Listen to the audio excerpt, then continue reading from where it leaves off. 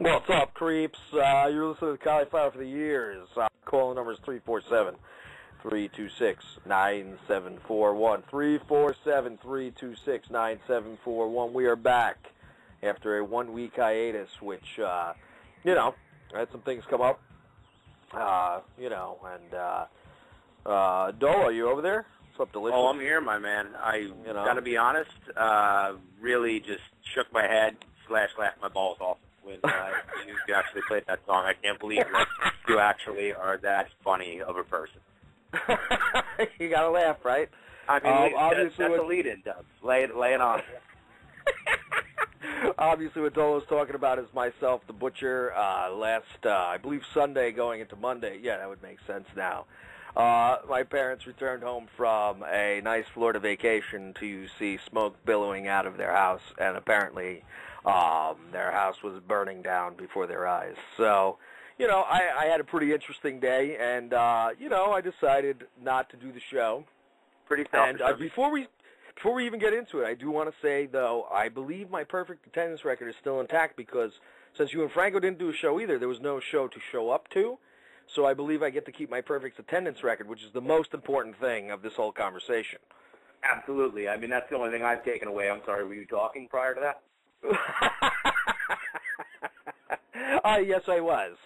My poor parents, their home pretty much burned to the ground. They lost everything. But, before we get into the MMA and other stuff, I would like to say, even though I know nobody listens to us, so the people I'm going to be saying this to aren't listening either, but I want to thank everybody. Well, Dolo, you, of course, reached out and said it, so you'll hear it. I want to say thank you to everybody who reached out, wanted to know, make sure everybody was all right, and if we needed anything, and for everybody who did give us things, and like toiletries and stuff like that, I really do appreciate it. The neighbors, my friends and family, you've all been great, and everybody appreciates it, and it definitely is helping out quite a bit. But and then I just wanted to get that out of the way. It's I got to get the pussy shit out of the way at the beginning of the show because then we got to get down to business. So and you know what, dude? Now that you're done with your little tirade, it's all about me, me, me. More importantly, Nick Frank is getting married on Friday. Yes. That's great, and we all love him and appreciate him. But he was actually one of the first to know, and he this is what he said to me, Dol.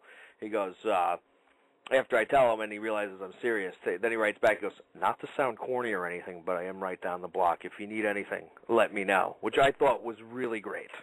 Unfortunately, with Frank, though, the offer stops at either a reach around or an HJ. But at least you got that going for you.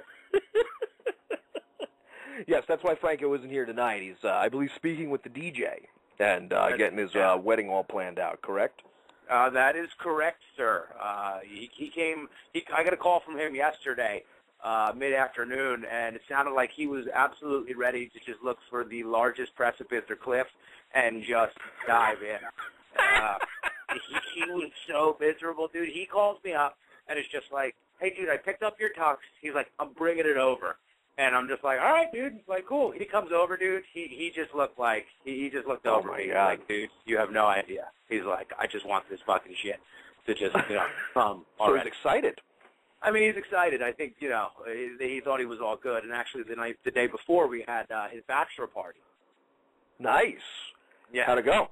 Where'd you guys go? You know what? I didn't realize it at first, but a colleague of mine at work had said on Friday last week, when I told him what we were doing, he said, man, that's just a lot of estrogen for that day. We went to the shooting range down in Lakewood. And, beautiful. We got a 45, 357 mag, and Nick Frank's future father-in-law, believe it or not, is actually an amazing shot and a former police officer who was retired. So he was staring right at Nick, just that's banging bullseye. Yeah. I asked him to spell Nick's name, and he just kind of smiled. But, so we did that, which was amazing. It was a great time. I was shooting at 15 yards, and then one of the guys who worked there just walked over, and as I'm about to shoot this 357, brings it in about maybe 13 yards. He put it about 3 yards in front of me, so I started coming close to the target. It was not an impressive show. Oh. Next time. You'll get him next time, cowboy. I guess that sounds like a great time. You didn't mosey on over to any strip clubs or anything, or maybe head down to AC? Yeah, maybe if we had a Viking funeral for the artist formerly known as Nick Frank, the gentleman that I spent more than a majority, I'd say almost every second of the day from when I was 17 till about we were maybe like 25. It's the first time he's like, all right, I'm tapping. I'm not playing anymore. I'm partying. Jesus. You know nothing good. about that, though, Dubs. I know. So what we did do, though, very poignant, as they bring it full circle, we did round our night off with the fights. We went to the fights over at the IZOP Center. Yes, he texted me, but I was up on a ladder. I got the text late, plus I had to meet my mom. I don't know if I told you this, but I had my parents' house burned down, so I was a little preoccupied. Oh. I was really disappointed that I missed the text, though, because I would have loved to have seen it. I hear you, man. I mean, it was a good time. You were obviously missed, but Frank's had a good time. We had really good seats. We're like lower level, right-hand corner, like bottom right, and we had a great view, unobstructed. So it was awesome, man. The crowd was hype. The undercard fights were pretty good, but they weren't that great. Like Hathaway looked pretty good, but I mean, he caught him with a really good knee. And I think his name is Kraus. He was 10-0 going into that fight and had been kind of marred by injuries, so he was no slouch. But I don't know, dude. Hathaway just kind of seemed like, I mean, he's unassuming, but he just kind of seemed, I don't know, like just dormant. Yeah. He was just I agree. I didn't see any on the card. What about that Louis Goldenot fight, the guy who was on The Ultimate Fighter, because that got fight of the night. Yeah, I mean, that was an amazing fight. And he's from Hoboken, New Jersey, so he was obviously hyped up. And any guy who seems to just have green hair at all times is a guy that you're probably going to want to Gamma radiation. Yeah. But you know what? He looked good, and he dropped weight. Not that it was a huge drop, but he went down to the flyweight at 125. And I'm telling you, man, I mean, it's just ridiculous. You're guaranteed to see a great fight no matter who's fighting in that division. They're just so fast, and they're so versatile, and they can just take so many shots because it's not coming with a ton of weight behind it. So yeah, everybody was pretty hyped, and he looked impressive. Well, how could he not? I mean, he's definitely carrying the banner of Tiger Schulman's with him very proudly, and really showing that you know what, Tiger Schulman's knows their shit, because I had no idea that they had an MMA program there. I didn't either, but it's funny you say that. I did see some Bay Ridge Tiger Schulman's sweatshirts on guys who looked like they were a little serious. So now that you say it, it might ring a bell. Well, Jesus. Well, believe me, after the fact, because I did get back in touch with Nick, and I was like, oh, man, I know it's late, yada, yada, but, I got to beat my mom anyway. And then I was like, why don't you call Kev? But he had already given the ticket away. But that's neither here nor there. I was really jealous, of course, after watching this card, because for the first time, the UFC and Fox got what they needed. A really exciting, amazing night of fights. I mean, there wasn't one bad fight. Because, I guess people might hem and horn about the Josh Koscheck, Johnny Hendricks fight, but I still think that was a pretty good fight overall. But obviously the main event was ridiculous, dude. I mean, I'm a big Diaz supporter. I love the Cesar Gracie guys out of that gym. I love Jake Shields. I don't know if I ever told you that. No, first time, long time. And of course Nick, who is suspended, and Gil Melendez. But Nate is ridiculous. He's definitely gone to that next level as a fighter, and that was definitely proven on Saturday night. Now, you were there live, so before I give my take on it, I want to hear about what you witnessing that live and seeing that, because, I mean, we've never seen Jimmy Miller beat up like that. I mean, Benson Henderson took it to him, but he was able to survive for 3 rounds, and supposedly he had been hospitalized with some really bad bronchitis before that fight. So, people could give him a free pass for that. But this fight, Nate was just fucking all over him once he found his range of that first round, and he had no shot after that. And obviously, he's the first to finish him. So tell me what you saw being there live, dude. The whole dichotomy of the night was kind of cool, dude, because everybody was pretty geeked up. Like, doors open at 4, first fight at 5. So everybody was pretty fired up with the undercard, but it pretty much was all decisions. So as, 8 o'clock is approaching, Nick's brother Al leans over and is just like, I'm ready for a fucking knockout. These have been good fights, but, I came here to see somebody get put out. And I just kind of looked and I said, oh, you know what? I don't think you're going to get it. You're going to be disappointed because it's LeVar Johnson versus Pat Barry. And I'd imagine this is going to be a snoozer on the back. Around. You said that? No, of course not. And that's why he's so ridiculous, dude. Apparently, I've lost my ability to listen to sarcasm and sniff it out. So I'm sorry, I'm a little off. I apologize. I got to tell you, to see, and again, we were lower level. It's not like we were like lower level, but we were pretty good seats. To see LeVar Johnson walking out, he was on the other side of the arena, but they were both coming out of our side, but they were across from us. Right. And just to see him walking, it looked like he was being carried in. Like you had all these big cops walking with him, and they were up to his shoulder, maybe. He's a big dude. I mean, he's scary. Any guy whose nickname is Big Johnson, I got to say that there's no false advertisement there. Well, that's what I blurted out. I was like, "You got a guy? It means big cock." And nobody was amused with my joke. I don't know why. I thought it was pretty fucking good, right on the money. You know what, though, dude? Pat Barry, a gamer as always. I asked Franks before the fight, you think if Barry loses, they get rid of him? And he just said absolutely not, without any hesitation, because the guy's just in really good fights, but he's just too undersized for a heavyweight dude. Like, absolutely, you can't be on the receiving end of even 65% of the shots when they're getting thrown by guys that big, and really that impactfully. I mean, LeVar Johnson looked awesome. Pat Barry took him down, had him in full guard, full mount, sorry, and he gave it up to go to side control. I guess he was more comfortable there. But once Johnson got off his back, I was worried he was gassed, and then he just proceeded to probably land 13 of his next 21 punches with Pat Barry against the cage. So that was pretty ridiculous. much it. And the place just went ape shit. What did it seem like? Did you watch it on TV, Dubs? Because it was pretty. I watched it there. How was it on TV?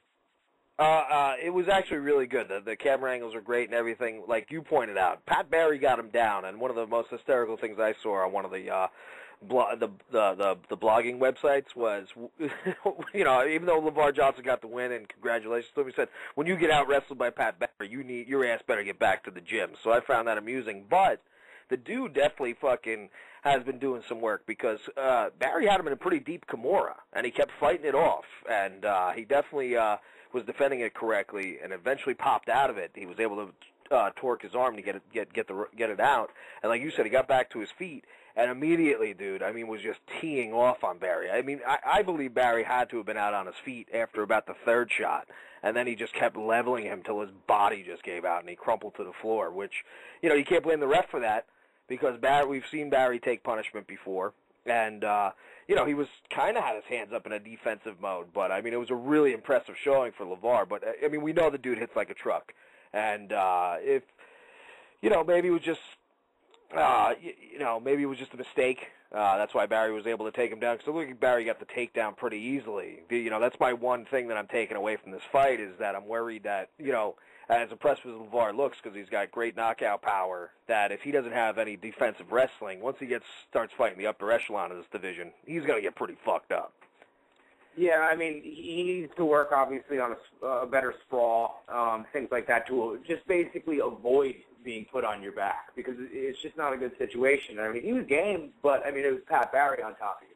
You put Nogueira or Roy Nelson or Mir on top of him like that, over. It's on the wall. It's on, it's on Mir's wall with Nogueira's on. So, it's just, he definitely needs to work on it. I want to see him against, Matt Mitrione next. Mitrione was hyped. Won, maybe 4 or 5 fights in a row, lost his last fight to, I believe, Czech Congo? Czech Congo got him, He looked unimpressive, and, I don't know if he was hurt, but we haven't seen him in a little bit. So, Mitrione is a big dude who likes to throw his hands, who's quick. Stand the two of them up, that's not going more than 3 minutes. Absolutely, I agree. I think that'd be a fucking great fight, dude. You know what? I think you need to be a matchmaker, because that would be a fantastic fight, but LeVar Johnson, I'm starting to get on this train of LeVar Johnson. I like his story. I like the fact that bullets can't take this guy down. And obviously a Kimura don't mean shit.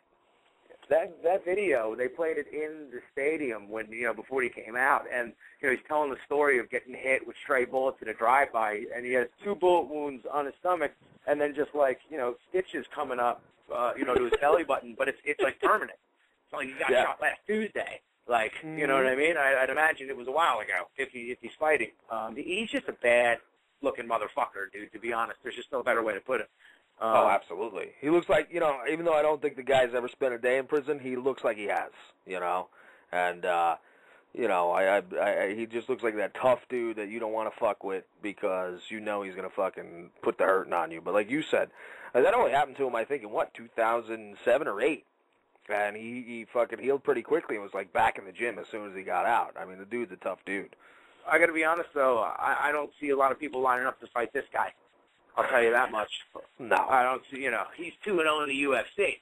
He wins another, another fight, and then steps up to like a top 10, top 5 guy, and maybe top 10, top 7, and beats them. I mean, all of a sudden he's a fight or 2 away. Oh, absolutely. And here's the thing: you lose your spot. I mean, this is a guy who I know he's 18-5 now after that win. Yeah.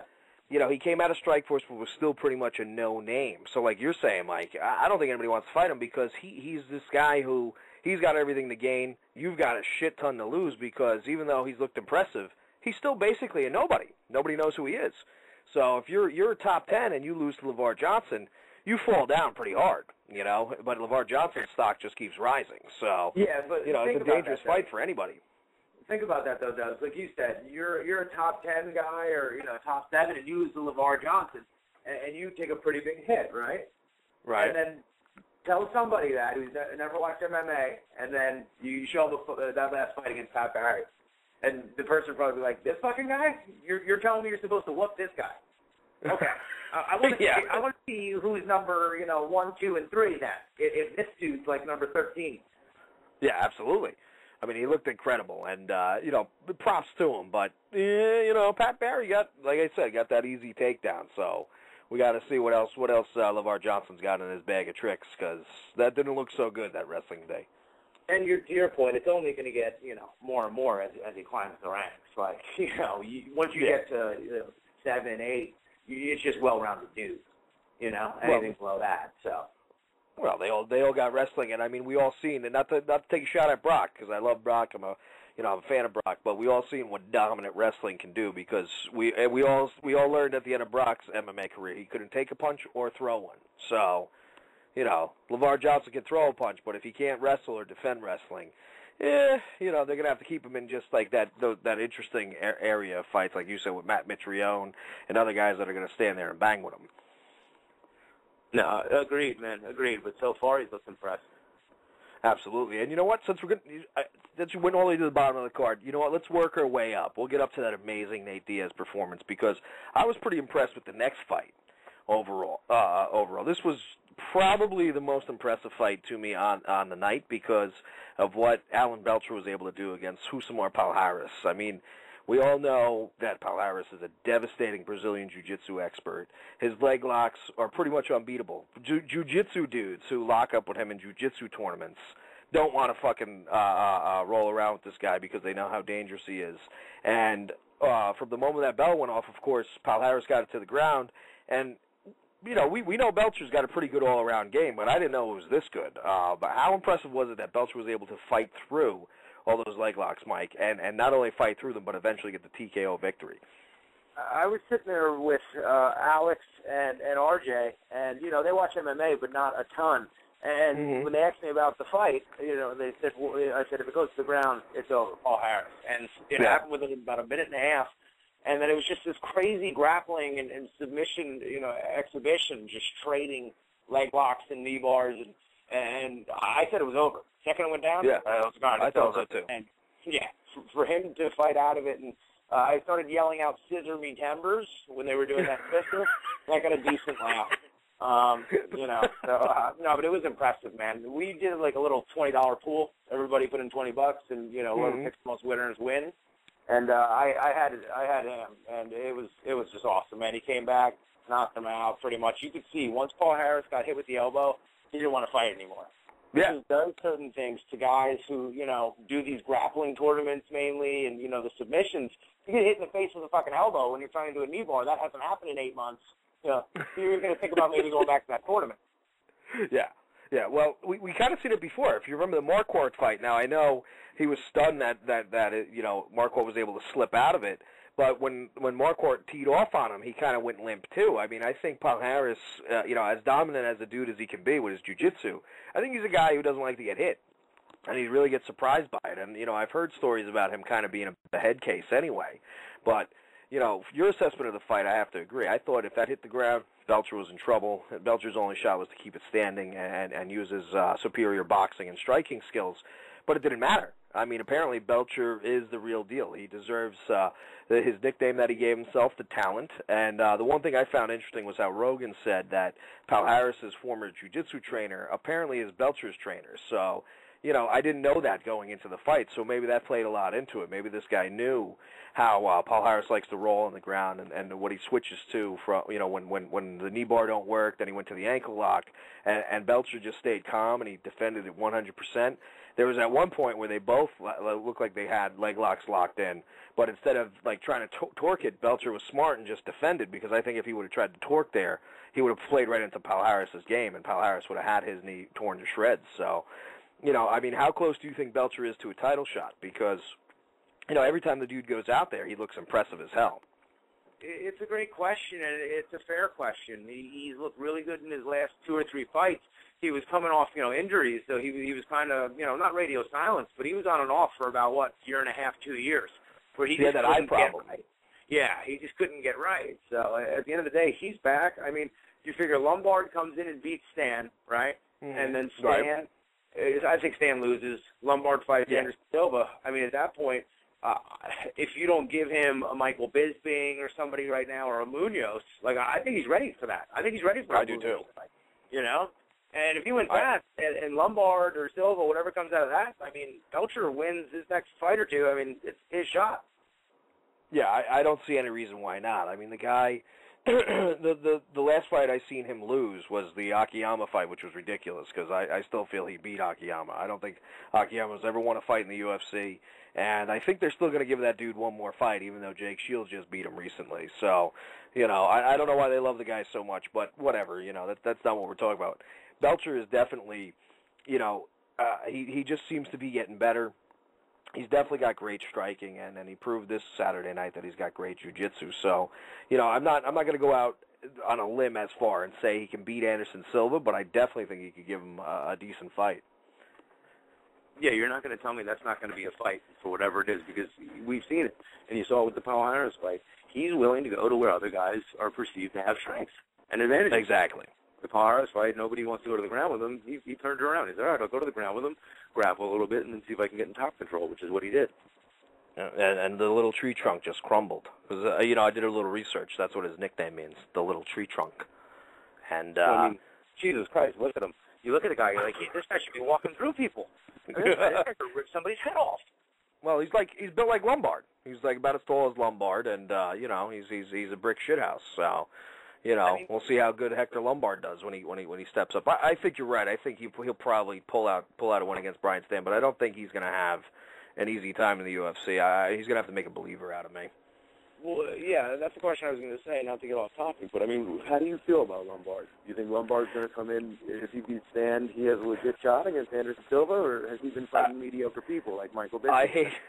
I hate to keep quoting message boards because I can't even remember the avatars that say this stuff, but somebody before he signed with the UFC was like, come on, let's just stop the fucking nonsense, and let's just sign with Bellator again, Lombard, because you know what? For the last fucking 7 years, you've just been crushing tomato cans, and you're not going to get that in the UFC. So keep your belt, keep the high-priced money that Bellator can pay you, and let's just have an easy life. So yeah. No, I don't know if I'll go that far with it, but I do think this is a huge step up in competition, and him being a little bit of an undersized middleweight, I don't know if I could see him being... he's going to be somewhat competitive, but when he gets to that upper tier dudes, I think he's going to have some major problems. No, I don't disagree. So, I mean, we'll see. This is one of those good things that, Anderson Silva's, 36, 37, and Lombard's coming into his prime. So these are two legit guys. Lombard fucked her. Sorry. You hear that train in the background? background? Throw you off there?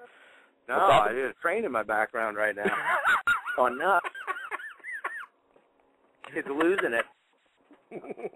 But no, I was excited when I heard Lombard sign, is, what I'm saying at the end of the day, because I was like, all right, if he beats Stan, it's legit, and we can finally get, the hypotheticals out of the way and see these two, match up. So, I'm all for it. Yeah. And I like Stan, so I don't care. Stan wins, cool. I love Stan. Oh, I love Stan too. You know, not to get off track of the card, but another guy who there's heavy rumors, Eddie Alvarez, was actually sitting cage side with Dana White. So I think he's probably going to be the next dude that they poach from Bellator. But see, I have a different opinion of Eddie Alvarez. I think Eddie Alvarez is going to be a pretty competitive dude in the 155-pound division. I don't, you know, I just don't feel as strongly about Lombard's chances of success over here. I think Eddie Alvarez will be a good signing, and again, we're going to have another pretty competitive dude in that deep 155-pound division when they pull that off. If I'm Gil Melendez, I'm saying, what the fuck? You're signing Eddie Alvarez to bring them over. I'm in a promotion that you own, motherfucker. Just bring me over. What are we doing? Well, you know, obviously Nate won his fight on Saturday. That kind of comes that whole thing up anyway, because if Gil comes over to you, they're obviously not going to fight each other. Oh, no and way. I think Nate has a pretty good chance of being champion by the end of the year this year. You know, if somehow Frankie beats Benson Henderson, do you honestly think he can beat Nate Diaz? I mean, I do, but I think all three of them can all beat each other between Nate Diaz, Frankie Edgar, and Benson Henderson. I think if you match any of those combos up, I think any of them could beat any of them. I mean, I love Nate, but I just think Frankie has so much grit and gut. I didn't think he lost to Henderson the first time.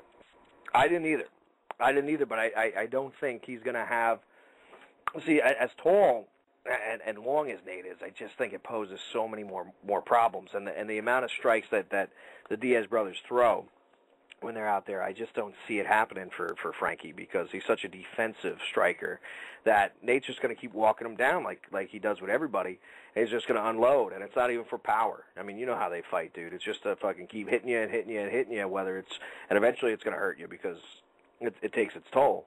Or, you know, one's going to catch you flush. I mean, you saw Jimmy Miller get caught and dropped, you know. It's just one of those things. I don't think Frankie can win. I think Benson definitely has a better shot than Frankie, but I could definitely see Nate beating him too. I hate to say that because I love Frankie so much. I just think if he wins the belt, Nate Diaz takes it from him. But you know what, though, dude? I was there Saturday night, and I'm from Jersey, you know, raised here all along my whole life, and I was rooting for Diaz in the Jimmy Miller. Yeah, so was anything against Jimmy Miller. You know, with Nate, I was just like, okay, he's looked amazing in his last two fights. Is he going to just kind of fall off? Because we've seen it before. He hasn't been at this level before, but we've seen him string a few together and then just lose like one or two in a row. I wasn't sure. And, I mean, he just sent a message, dude. I mean, this kid, he's 27 years old. I think he's definitely at the next level. I mean, we'll go a little bit more in depth into that fight, but you know, we're your opinion is because, you know, it was a tight split decision. Obviously, Koscheck, you know, he won that last round. I definitely think Hendricks won the second round. But how do you think that should have went, Mike? I mean, obviously Hendricks, he busted up Koscheck. It looks like he possibly damaged that orbital bone again that GSP damaged in the title fight with Josh Koscheck. Do you think the right guy won? Do you think it was scored properly? And you know, this of course, we remember Koss was supposed to move up to 185, and he decided to go back to 170. Now he's lost to Johnny Hendricks. You know, I think maybe his run at 170 is done here. It could be, and Koscheck always makes for good fights. So, I mean, there are fights out there for him at 185. I think he can make it, you know, pretty easily and, you know, put a little muscle on. So it wouldn't be the worst thing in the world. But at the end of the day, I mean, first of all, Johnny Hendricks looks like Dominic from Eatontown. I mean, just with a huge figure. I was saying, you don't know shit about MMA then. Exactly. He thought GSP meant Garden State Parkway. I forgot about that. But the feeling in the arena and amongst us all, you know, there where we were sitting, was that Hendricks won that fight. It was just the tone and the feeling he had. Okay. I mean, Koscheck played well, fought well, but I mean, Hendricks just looked really good, man. I thought his wrestling matched Koscheck. Well, you know, I mean, maybe it was a different perspective on TV. Now, you know, it was very close that first round. I won't deny that. That's why I'm not pissed over the decision, but I disagree with it. I definitely felt Koss controlled that first round more. I felt he landed better in the first round. You know, Joe kept, of course, flying off the handle every time Hendricks threw anything. We've all heard Joe do this when he's apparently behind somebody, which is fine. You know, which proves he's just a fan and he really loves the sport overall. But but, he really was just fucking blowing out of his mind whenever Hendricks would land something on Koscheck. But I don't know. At least the way it looked on TV, maybe it was a different look in the arena and everything. But I really felt Koss just edged him out in that first round. And, of course, the third round was an easy one to call. Koss got him to the ground and kept him down there for the last, 2 minutes of the fight. The second round, all Hendricks. I won't dispute that at all. I mean, Koss was pretty tentative, it looked like, in the second round, and Hendricks made him pay for it every time he connected. So, but, yeah, go on. I was just going to say, it seemed like with Hendricks, when he hit Koscheck, it just had more of an effect and more of an impact. I mean, he's just a naturally heavy-handed guy, and, I mean, he's 5'6", so he just doesn't have the reach. And even Koscheck had the reach advantage on him. And Koscheck would, certainly get his punches in. But when Hendricks hit Koscheck, everybody was just like, ooh, like it was just like a thud. He's heavy. A heavy guy. Yeah, I know. Yeah. Even the short punches he threw with that left hand, you could tell they were hurting Koss. So maybe that's why, it was easier for everyone to take the decision. Because, and I'm not saying I'm so like, oh my God, fuck that. There's no way. Obviously we've seen terrible decisions that we can sit on one side of the fence or the other with. But I definitely don't dispute it or disagree with it. I can see how Hendricks won that fight, but I'll agree with you with the fact that every time Hendricks got off, it looked bad because Koss was definitely in pain. Yeah, they certainly were heavy shots. And Koscheck fought well, but even you just look at their faces after the fight. I mean, obviously Koscheck had a history with the orbital bone, but he was swollen, he had bruises, and he was all red. And Hendricks looked like he just walked into the octagon. So, he's got that beard on, though. How do you know? Well, that's true. I just mean he wasn't marked up. It's not that he was, like, doing backflips. I'm just saying he didn't look like he was in a fight. So, I think Koscheck's a game fighter. There's no two ways about it. And you're Dana White like, oh, Donnie Hendricks, GSP makes sense. It's like, really, bro? What? I know he's a good wrestler, but GSP will just lay on this guy. Absolutely. I can't see that. Here's the thing. First off, GSP's got to get through Carlos Condit, and I ain't fucking writing off Condit for that fight. Even though, believe me, I'm still a fan of Condit, even though I was pissed about the Diaz fight. I know you and I have a differing opinion about that, but it wouldn't have mattered anyway with the positive drug test afterwards, so fuck it. Who cares? I guess it's good he won. But I can't see how he would even write that, tweet that or whatever by saying, oh, yeah, GSP Hendricks makes sense. That's basically, what's that? Did you say twite that? I think I said twite that, yes. Twite that. Twat it. You should trademark that, dude. That's gold. It's gold, Jerry. It's gold. It's my new word for twiting. If everybody would like to twite me, it's Cauliflower, the number 4 ear. Thank you. But to write off, he basically, to me, Dana White wrote off Condit with that. You know what I'm saying? Like, he knows he's got a title fight waiting in the wings. He's got to wait to see the winner of that. I think he's just talking about Hendricks because he needs a little buzz around the 170-pound division. Rory McDonald came out and just destroyed Shea Mills in his last fight, and 170 he's going to have to wait till GSP gets better. So and what I just can't understand, I know this just needs to get figured out with Diaz because he's not fucking dead. Like, we need to get this guy back fighting. He's 29. Like, let's not let this fester for a year and a half. It's been 3-4 Nate months. says he doesn't want to do it. Well, he will, dude. He's not going to do fucking decathlons the rest of his life. How much money is in that? Absolutely. He's talking about he's not getting paid. Fucking, what's his name, got on the Wheaties box and it's fucking the Kardashians now. He's got all that money coming in. I can't think of his name. Jenner.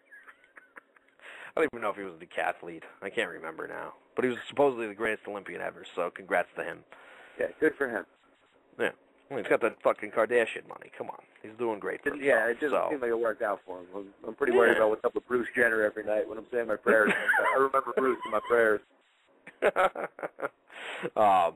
Yeah, I don't know. I agree with you, Mike. He'll be back. But, they're still fucking trying to work out that court shit and the suspension and stuff. So, but, of course, his baby brother Nate fought. Now we'll get to this fight. And I know we've already talked about it, but I guess we'll go a little bit more in depth because Nate is definitely the real deal. Like I said before, he's on that next level as a fighter. He's kind of like when Nick turned the corner and got real serious because, not that he wasn't serious when he was in the UFC, but he, had a couple losses leaving and shit like that, and then the dude didn't lose again for however many years. I think Nate's right there at that level now. I think he's finally hit that. And, like you pointed out, I mean, I hate to say it, I can't see Frankie beating Nate. I could definitely see Hendo possibly having a chance against Nate Diaz, but I think he's the scariest dude in the 155-pound division right now. He looks like a dude who's taking it more seriously than ever since he went back to 155. He looks unstoppable. He's doing things to guys that, should be tougher opponents for him. And, I mean, he literally walked through Jimmy Miller, and nobody walks through Jimmy Miller. And that's what happened Saturday night. So I think Nate's definitely that next-level fighter at this point. What's interesting to me is that it's just very similar to Nick's career because, like you said, Nick kind of turned a corner after he left the UFC and went into Strikeforce, and it was around the same age that Nate is now. It was about 2 years ago, and Diaz is 29 now. So you can see from Nate Diaz's entire life, like. Not that he's a follower of his brother, but he just seemed to emulate his brother. Like he was telling a story that, he was probably like 13, 14, just hanging out with his friends, fucking around, being a kid. And his brother had been, training at that point, doing the jiu-jitsu. So he just brought him one day, and then he just never stopped going. So he's always been, kind of in this with his brother. But I'm just happy to see all the stuff with Nick isn't affecting Nate as far as his performance. I mean, like you said, he just came out and walked through Jimmy Miller coming off of, that's 3 fights in a row, dude. He's looked the best he's ever looked in each fight. And it's gone in, sequential order. To where he looked amazing against Gomi, but you're like, all right, it's Gomi. This isn't Gomi when his brother Nick Exactly. And then to see what he did against Cerrone, and I know that's your little, beef friend. I love that dude. He just looked unbelievable, and I remember saying after that fight, I just don't know if he can look better, and he did against Jim Miller. To walk into Jim Miller on Fox TV into Jim Miller's backyard in Jersey, and that place was definitely hyped for Jimmy Miller. There's no two ways about it. But there was a Diaz, contingent, so they were going nuts, and fucking Nate comes walking out to some Tupac song, just talking shit the whole way, and you're just like, all right, let's see it. And, you were just almost waiting for Miller to get off. And Diaz, like you said, was just kind of pawing at him and stuff. And then a big Jim Miller chant breaks out. And at that point, that's when Nate starts doing the standard, talking shit, putting his hands down. And to do that in front of Miller's home crowd and then just straight put him out, when Jimmy Miller's a black belt in Brazilian Jiu-Jitsu, for Nate to put him out like that, I mean, that was, you're not going to tell me Jimmy Miller had mono this time. No, absolutely not, dude. And I'm not saying he was making excuses last time. I'm just saying, and he didn't. He completely conceded to Nate and said, this guy picked me apart. Yeah, he took it to me, and then there was nothing. There was no answer I could have for it. And, I mean, that fucking guillotine was so hot. I mean, so tight, dude, that fucking... Did you see, you had to have seen it on the big screen, his fucking tongue. He was literally starting to bite through his tongue because he spit out his mouthpiece, and his tongue was hanging out of his mouth, and it was so tight it looked like he was starting to bite down. If you notice when the ref got in there, he went to grab Jimmy Miller's jaw to try to pull it open because he was starting to bite through his own tongue. I mean, it was fucking vicious, man. And at first, when he got it in, it was a one-arm guillotine, and he kept applying the pressure and just worked it tighter and tighter and finally locked his other hand in, and it was over. I mean, Jimmy Miller was already getting choked out with the one arm in. But Nate had such great position and was just working the position well that he couldn't get out of it. There was nothing he could do. But even before that, I mean, that first round was ridiculous. I mean, Jimmy Miller was trying to impose his will. He felt he was stronger than him and was putting Nate up against the cage and everything. And eventually what started happening was Nate just started turning him into the cage and started teeing off on him. And by the second round, man, Jimmy was sucking wind. That's how many punches that Nate had landed. And like you said, then, of course, we all know when the Diaz boys are feeling strong because they start talking shit and got their hands up in the air, and then Jimmy Miller went for that flying knee, and Nate literally just threw him to the ground. And and that's when you knew for sure that this fight was over. It was just a matter of, it was just how Nate wanted to finish the fight at that point. You knew it was done. And the fact that, I mean, you can't argue, man, outside of the Cerrone fight. I mean, this kid's a finisher. Like, for him to put him out like that, and in the sequence, they spun around, and we saw Miller's mouthpiece on the ground with, Miller facing us and Diaz with his back to us. And Diaz took him down, and like you said, it was a one-arm guillotine, but it was also an arm in for Jimmy Miller. I mean, when he locked it up and they went to the ground, with his legs and his length, like, when he puts you in a closed guard and he's going to put a body lock on you, he's just going to squeeze guys to death at 155. And just with the arm in to choke him out, I was just stood up and started clapping. It was such an impressive performance on the scene and stage that he needed to deliver, and it didn't even faze him, dude. No, he was, and I mean, the thing is like, of course, all the people, who love to hate on Nick and everything like that, and both Diaz brothers are trying to give him props because he went over and congratulated Jim, but let's fucking give credit to Nick too. He usually congratulates people after fights. It's just that both these guys got to get up and kind of convince themselves they hate these dudes to step in the cage with them, which I kind of respect because you know what. It's kind of tough to punch your friend in the face, So I kind of understand that, but Nate went over and definitely said this dude is one of the toughest dudes ever, and he was compassionate about his nephew and told everybody to buy his shirts and shit, Now everybody's a buzz now all of a sudden, like all of a sudden Diaz is the nicest guy in the world, but tomorrow they'll be like, fuck this kid. Exactly. All of a sudden he's helping old ladies across the street. Is where you know it. Yeah, he's clubbing baby seals. Yeah. Because, like, the next guy he flips off in the octagon, he'll be like, oh, this classless motherfucker. Oh, my God, what a piece of shit. You know what?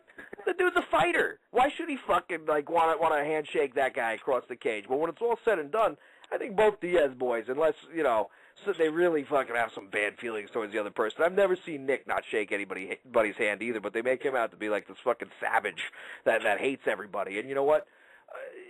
I can understand after a bullshit decision, somebody being pissed, but, I mean, that's really the only time you've ever seen him not go over and shake anybody's hand. It's only when he feels he's won and gotten robbed that he fucking pouts, and I don't blame him. I would pout too. I'm a sore loser. Yeah, dude, I used to kick the Nintendo when I was about to lose to my brother. Yeah, Billy too. He used to fucking throw the controllers across the room. The game would pop up, and then I'd start running, and then eventually I'd catch my beat. One time I cracked the screen in our TV upstairs in the computer room where we had I think it was Sega at the time. And I had rented some motorcycle games, and I was not doing well in an important moment. I believe it was Road Rash, and I just started punching the screen with the controller, and eventually just put a little chip in the screen, and then proceeded to just walk out, and later I had to explain myself. Oh, boy. That, I'm sure, did not go over well. Because I know if I would have broke my TV, what my pops would have done to me. So, I'm sure you fucking had a pretty red ass after that, my friend. Of course, I was trying to find a sound effect here, and I can't find it. Damn it. All right, go on. The front dog was always the worst ever when we were kids, man. Losing it like Zelda. He literally, it was on a rolling table. He pushed it once, and the back of the TV, the big bulky TV, just went right through the wall. Just put a hole in the wall. That's amazing. It was unbelievable. Like, he'd be playing, and he'd be smacking, the A and the B, and then at mid-play, he'd start hitting himself in the head with the controller, and they'd go right back, never even missing a beat. It was like playing one of the bush. You're so stupid! It's ridiculous. That was amazing. Fucking ridiculous. A 9-year-old front dog. What's that? The front dog? Imagine a 9-year-old front dog. Oh, playing Zelda. It's adorable. It sounds adorable, but obviously very vicious. Very vicious. Obviously now, I guess we'll get to the Dominic Cruz news. For Did this something happen to Dominic Cruz? Yeah, apparently he ripped his labia last night or something like that, and I don't think we're going to be getting the Uriah Faber fight. Yeah, I was disappointed to hear the news today. My creepy brother had shot me a text when he was busy at work, obviously. I was disappointed to hear it. Because, not that I wasn't excited to see Dominic Cruz and Uriah Faber fight again, but after watching this season, you can see that they genuinely don't like each other, and there's a lot of back and forth. It really got me geeked up to see the fight, and it's on that July 7th card that I think it's just absolutely stacked to the gills. So the fact that fight was going to be on there, and it would have been 2 title fights on one card, which the UFC doesn't usually do, that would have been huge. Well, obviously I was disappointed with the news too, but I think we're still going to get 2 title fights, Mike. They haven't actually officially said anything yet, but obviously, what do you call it? We have a caller on the line, so I'm going to put him on while I finish my point, and then we'll get to him. Cruz tore his ACL. It's usually like a 6-month rehab, so I think we're going to see another interim belt possibly happen. And, I think really the leading candidates here is probably Michael Mayday McDonald or Hainan Barao. Because you got to have Faber fight. Faber, has been waiting around on the shelf for a little while as well. And, I think Michael McDonald has proven that he deserves a title shot, and Hayden Barrows looked like a beast as well. But before you come, and I want to see who's on the phone. Hey, caller, you're on the air. What's up, creeps? It's Dominic. Hey, it's Tom from Meantown. Long time no see, buddy. Hold on one second before you say anything. Hold on one second. I got to get your, if I would have known. I should have known that number.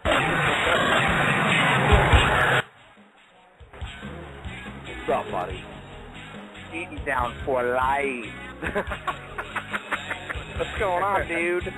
Hey, nothing much. I decided to chip in and pay my cable bill and get my computer back up and running this month. Nice. So I decided to put you guys on, and I just love the fact that you guys were talking about all-time, times when you would get pissed at the PlayStation or the Nintendo and break it. If you guys have time, I just want to tell a story real quick about. Absolutely. You guys knew that I would play Anthony every week in Madden. He'd come over my house and we would have these epic battles.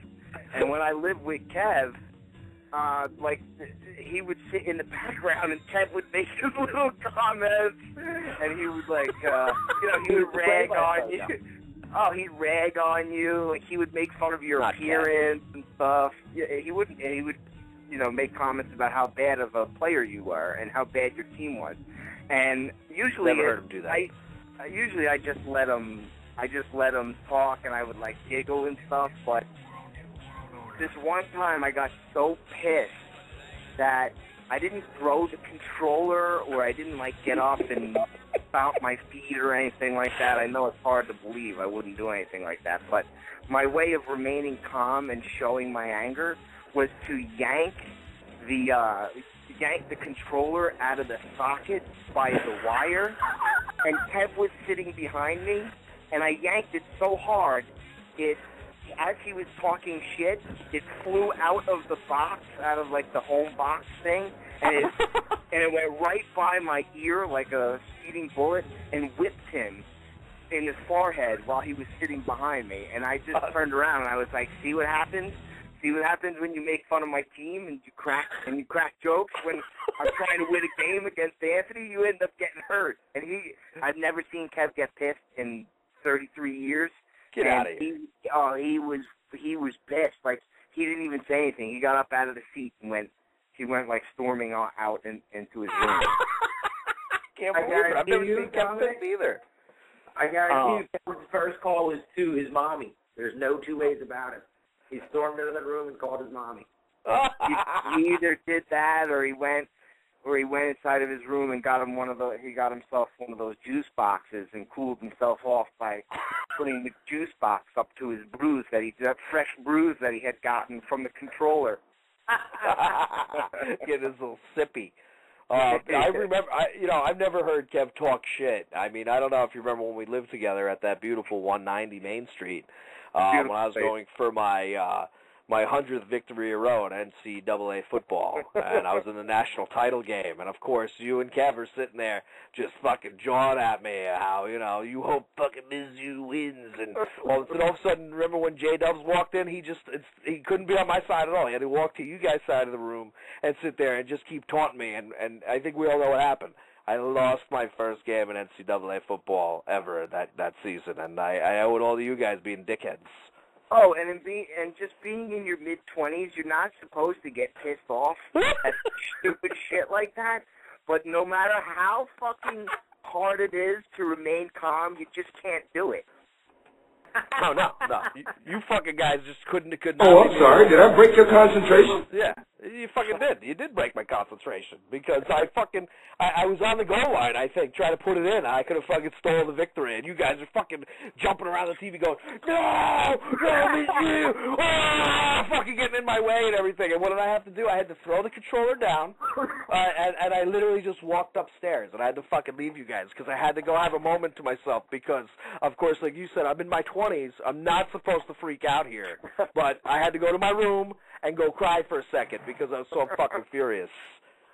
Yeah. I mean, it's hard to try to remain calm, but As soon as at least we can laugh about it now. It's all fun and games. I'm still bitter. I'm still it's all fucking fun and bitter. games until someone gets whipped by a PlayStation 2 controller. He deserves it. He deserved it. Come on, he was taunting your ass. Hey, Dom, how old were you when that incident happened? Oh God, it had to have been 6 years ago. So I was 74.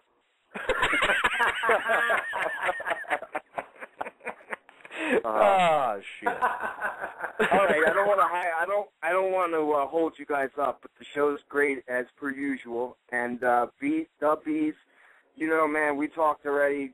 You know, if there's anything that I can do, just let me know, man. I'm not very handy with things. I don't have any money. I don't have anything to give. But if there's anything that I can do, just let me know, man. Absolutely, brother. Hey, man, just fucking checking and shit like that, and asking if I needed a hand was great. And you did try to help out when you tried to point us in the direction of those Red Cross people, but apparently they don't want to help, so that's cool. That's cool. for another. I'll call in at another time and badmouth those sons of bitches because I can't believe that, man. That place needs to be bombed. Yeah, for what happened. I mean, we'll talk about it later. I agree with you 100%. Yeah, if you want, call in Wednesday. I plan on doing the Wednesday show with Billy and Steve if he's around. So if you want to go off, we just like to fill time on that show. So it doesn't necessarily have to be MMA. So if you want to get on your soapbox, that's fine with me. All right, good. Well, I'll definitely do that. And Mikey, I will see you on Sunday. But if I don't talk to you by then, you know, I can. I'll bring my hitting shoes, and we'll get a couple W's this Sunday in our softball team there. Oh, you're on the softball team too, D? Oh yeah. I heard this was a hard show. Yeah, I'm the grandpa of the team, but it's pretty good, man. It's a lot of fun. The Rockford Maybe I'll come out and be a cheerleader. I think we're 1-4 or something like that. So it reminds me of my high school playing baseball days in my high school. But whatever, it's a good time. Nice, bro. Nice, buddy. What's your batting average right now?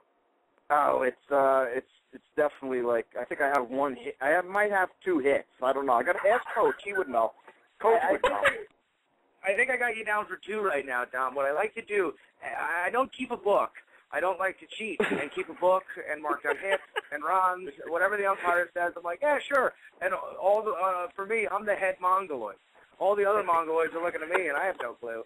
So, you know, it's a good time. Our team name, Dub, is the Rockford Peaches from the League of Their Own. I thought you were kidding about that. That's fucking adorable. We got shirts made up and all that, and when I got the information from the league about the team names, I see, like, the Killers, the Smashers, and the Rockford Peaches.